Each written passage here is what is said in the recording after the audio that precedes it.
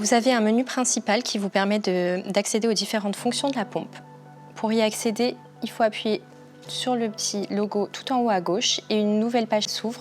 Dessus, vous pouvez configurer la perfusion, paramétrer la pompe, réinitialiser ou exporter les informations.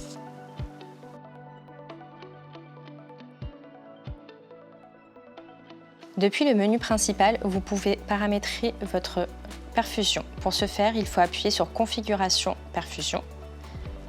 Ces fonctions nécessitent un code. Je vous conseille de vous rapprocher de votre prestataire en cas de besoin. Une fois le code saisi, vous pouvez appuyer sur la flèche en haut à droite pour valider. Et ensuite, vous avez toute la programmation qui s'affiche. Donc vous pouvez programmer le nom, prénom, date de naissance et la molécule. Tout est en vert. Ceci vous indique que tout est modifiable. Une fois que c'est bon, vous pouvez passer en appuyant en haut à droite. Vous pouvez ici rentrer la taille de votre réservoir, donc 20, 30 ou 50 ml, l'unité si vous souhaitez que votre perfusion soit en milligrammes ou en millilitres.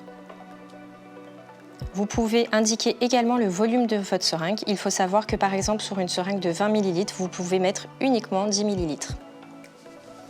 Ensuite, vous pouvez également mettre la concentration.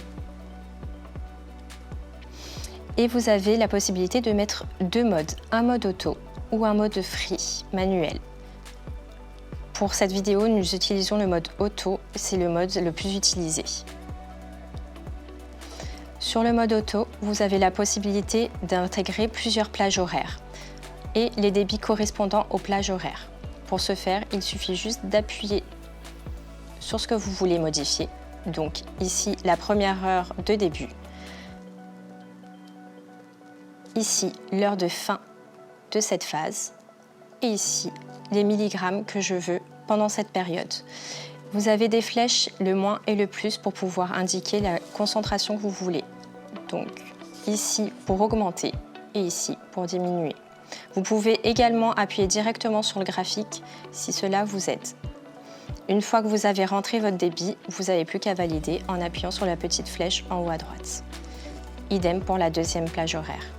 Une fois que votre programmation est bonne et qu'elle correspond avec l'ordonnance médicale, vous pouvez valider en haut à droite. Ici, nous avons notre programmation de bolus. Donc, vous pouvez indiquer la quantité de bolus nécessaire au cours d'une perfusion. Ici, le volume d'un bolus, soit en cliquant directement sur votre seringue, soit avec les touches plus et moins. Il faut savoir qu'un bolus est ajustable par palier de 0,05 mg et peut aller entre 0 et 40 mg.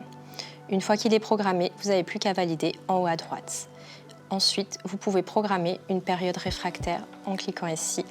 Je vous rappelle que la période réfractaire est la période pendant laquelle le patient ne peut pas se faire de bolus. Donc ici, elle est programmée à 1 heure. Vous pouvez soit cliquer sur la petite réglette, soit également sur les touches plus et moins en bas de votre écran. Une fois que la période réfractaire est programmée, vous n'avez plus qu'à appuyer sur votre flèche en haut à droite. Une fois que votre programmation est cohérente avec l'ordonnance médicale, vous n'avez plus qu'à valider en haut à droite. Ensuite, vous avez la possibilité de programmer des alarmes pour les traitements Péros. Ici, vous pouvez activer l'alarme et valider en haut à droite. Et ici, mettre les horaires pour chaque prise Péros. Vous avez la possibilité de rentrer 24 prises Péros. Une fois que vous avez rentré vos prises, il n'y a plus qu'à valider.